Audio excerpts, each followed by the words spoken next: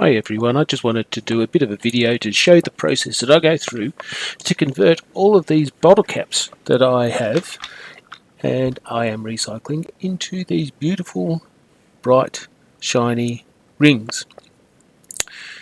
Now the bottle caps that I get, I receive those at the moment mostly from friends and acquaintances. They will drop off a bag full of bottle caps for me. So the first task I need to do after I've washed them is I have to sort them. The lids broadly fall into three categories, which is LDPE, low density polyethylene, HDPE, which is high density polyethylene, and PP, which is polypropylene. So I need to sort the caps. After I've sorted them into their plastic type, I then need to sort them into their colours.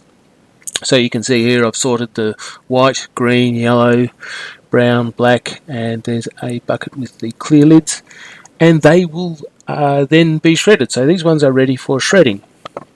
The shredder that I use, I have built based on the Precious Plastic blueprints. So this is a Precious Plastics shredder. I will be able to shred that plastic until I end up with bits that are around about 5mm in size, give or take. Some are a little bit bigger, some are a bit smaller. I might need to shred them 2 or 3 times. You'll see in a second that I've got footage where the plastic is still quite large, but it will then get shredded a second or a third time and I end up with these very small pieces. Now the process I use for melting plastic is I melt them into plastic sheets. I have built up some molds out of steel, plate steel, and I will then melt the plastic into these molds. Now the rings involve using a mold that is 7mm, or creates sheets that are 7mm thick. I know what weight it is that I need, so I will put in a bit of red, a bit of yellow, a bit of black, a bit of blue, a bit of green and what have you, and mix it up until I reach the required weight. From there I just simply give it a good shake, make sure the colours are well mixed together, and I'll put them into the plate.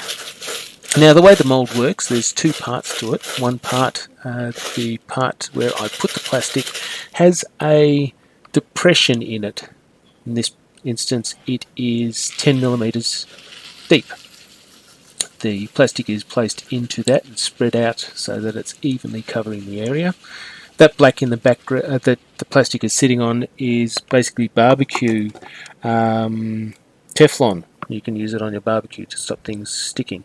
So I will spread it out. The top piece has an indented section that's about 3mm, and so 10mm hole, 3mm depression leaves a 7mm gap, so that when I put these two together and heat them up, I end up with a sheet that is 7mm thick.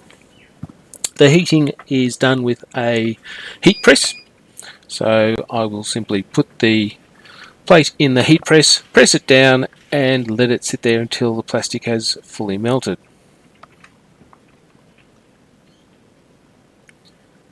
Once the plastic is fully melted, I will then take the plastic out. I have to put the gloves on at this stage because obviously that metal is very hot, and I will place the plastic into a bottle jack press that I've built myself. You can see it in the background. So I will place the plastic there, put a little bit of ply on top just to help space everything out, and I'll press it down to make sure that there are no air bubbles. This also helps to make sure that the plastic is well distributed within the cavity of the mold, and that everything is a consistent thickness. It will sit inside the mould until it is cooled down enough to take out. I don't like to take the plastic out of the mould until it is cooled right down, because I've found that the plastic still warps if I take it out and it's too hot. So it will sit there until it is safe to take it out.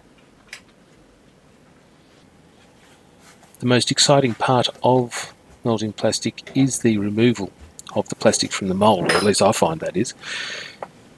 We saw what the colour looked like when it was still in the bucket, so we have an idea of the sort of colours, but it is until you take it out of the mould that you get to see how these colours interact together. So I open up the mould. I don't get to see it straight away because that plastic sheet is in the way, but once I remove that, I'll then get an idea of how well the plastic is sitting.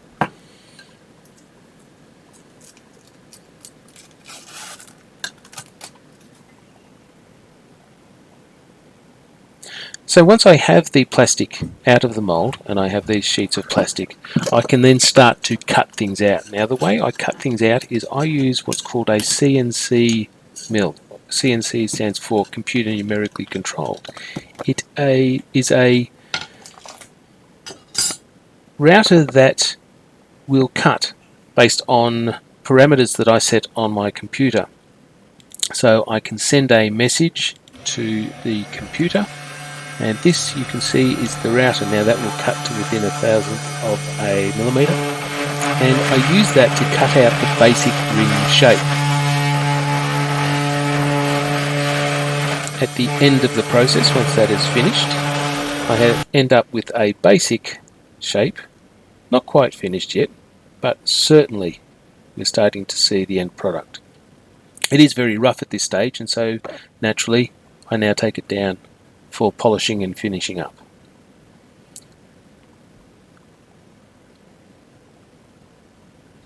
The polishing is done in a drill press.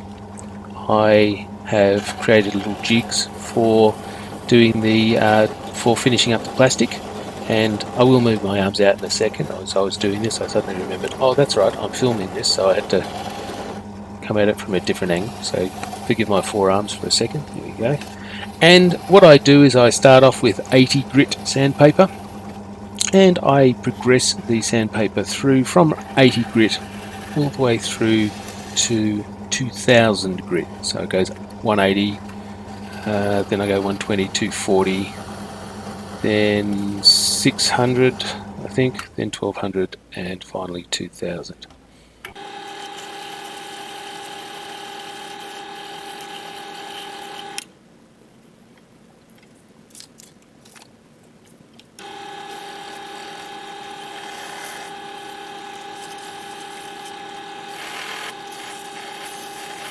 I find that as I work I need to stop the drill on a regular occasion to check, make sure there's no flaws, there's nothing breaking out, no air bubbles, nothing to worry about, and it also lets me see how the ring is starting to look.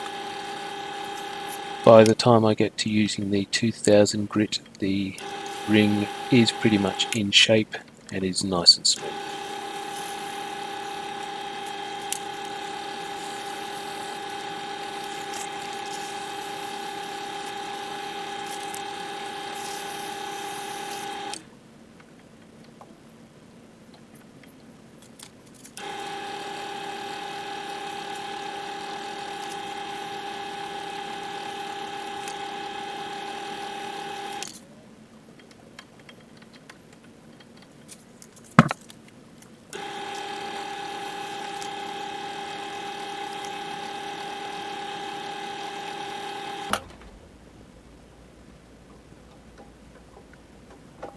To give the ring a bit of polish at the end, I actually use a beeswax polish, and this just gives it a nice little buff, just really makes the colours stand out.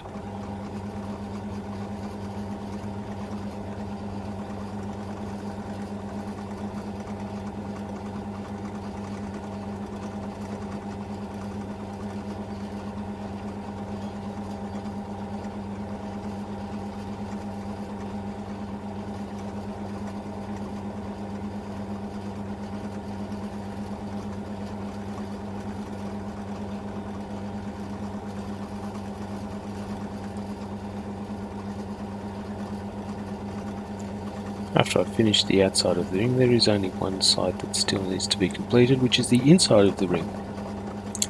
To polish up the inside of the ring, I use a Dremel and some abrasive cloth that I've managed to fashion into something to clean it up. It does a great job. It uses a combination of the abrasiveness and a little bit of heat to beautifully smooth up the inside of the ring. So that is the full process, from sorting right through to finishing up. And the end result is this beautiful multicolored textured ring.